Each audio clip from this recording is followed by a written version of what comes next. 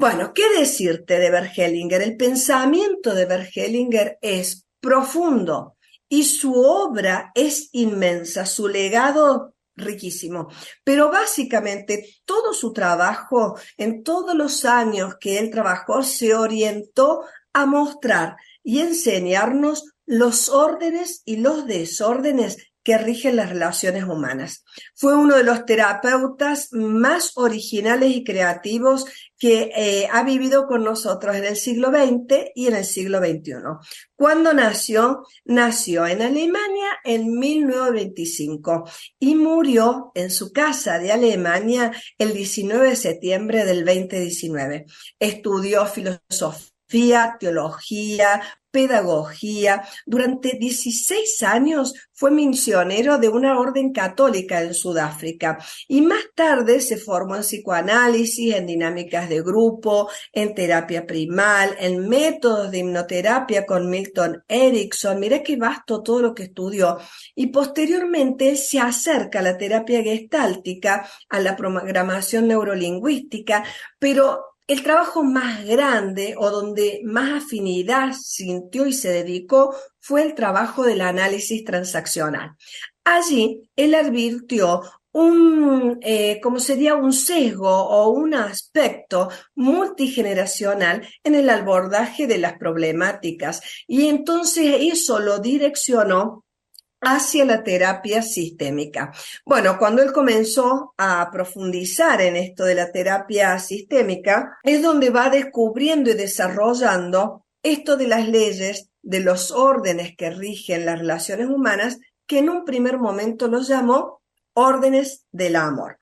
Bueno, el legado de Bert Hellinger ha sido riquísimo, sobre todo porque rompió tabúes en todo el mundo, sobre todo el mundo de la filosofía y de las creencias que nosotros tenemos, sobre todo de las creencias morales de la sociedad. Sus cuestionamientos, las comprensiones que tuvo, puso en jaque principios filosóficos, políticos y religiosos sobre lo que es moralmente bueno, los que somos los buenos, lo que es moralmente correcto. Penetró con sus comprensiones en las profundidades de las dinámicas que rigen los sistemas humanos.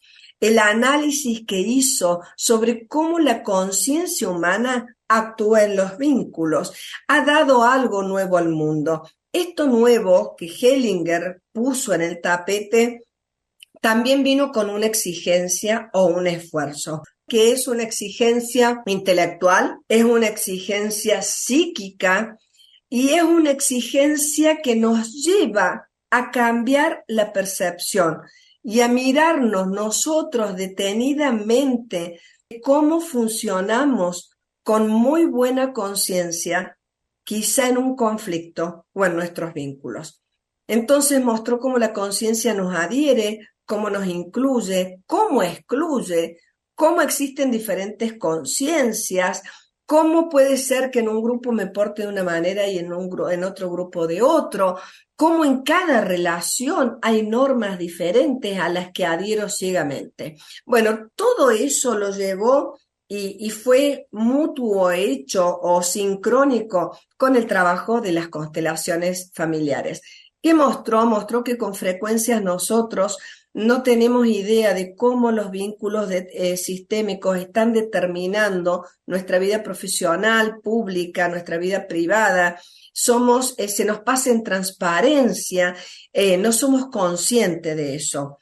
Y también hizo emerger revelaciones, como te dije recién, puso en jaque muchas revelaciones que son chocantes. ¿Por qué? Porque dijo, los que son o se creen tan buenos quizás no son tan buenos.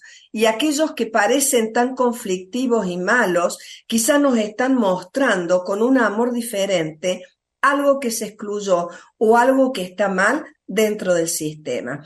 Habló sobre víctimas, victimarios, dijo que se corresponden profundamente y que en el alma están unidos y que solamente la paz es posible si nosotros eliminamos las venganzas e incluimos a los victimarios. Eso realmente es súper desafiante. ¿Qué observó? Observó los efectos que tiene nuestra conciencia y nos convocó a reflexionar, a modificar las percepciones, a llegar a nuevas comprensiones. Y esto desde el método de las constelaciones familiares y de exponerse al fenómeno que se daba cuando los representantes tenían algún movimiento por sí solos. Con el tiempo llegó a modificar y hablar de constelaciones espirituales, de leyes universales de la vida, que tienen un rol principal en qué, en nuestra salud física, en lo anímico, en lo espiritual.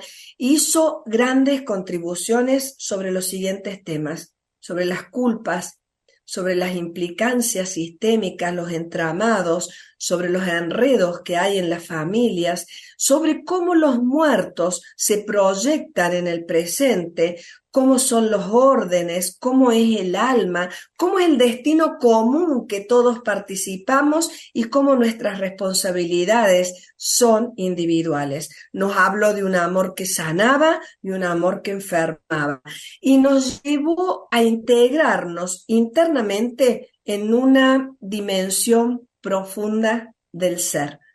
Las comprensiones dieron nacimiento a su propia escuela, la Hellinger Ciencia, destiló las leyes que regían la convivencia entre hombres y mujeres, entre padres e hijos, entre hermanos, lo transgeneracional, los órdenes en la educación con la pedagogía sistémica junto a la maestra Angélica Olvera García.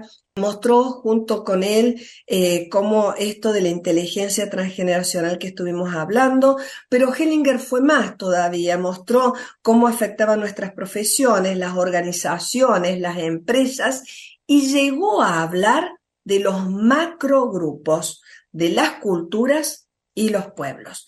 ¿Te das cuenta qué vasto que es lo que descubrió, lo que él nos mostró, lo que legó en diferentes planos y cómo esto puede ayudar a los seres humanos, sobre todo para tener una vida más armónica y más serena? Es muy importante a la hora de hablar de Hellinger entender que no solo sirve para solucionar conflictos, sirve también para aprender a vivir y para acercarnos a tener resonancia con la dimensión espiritual que nuestra vida tiene. Nos insta ¿a crecer qué? A crecer más allá de nuestra conciencia limitada. Nos muestra que los conflictos en realidad tienen que ver con nuestra conciencia restringida y que con una sintonía mucho más grande encontramos un movimiento nuevo que nos acerca a una solución. En ese movimiento nuevo todos pertenecen.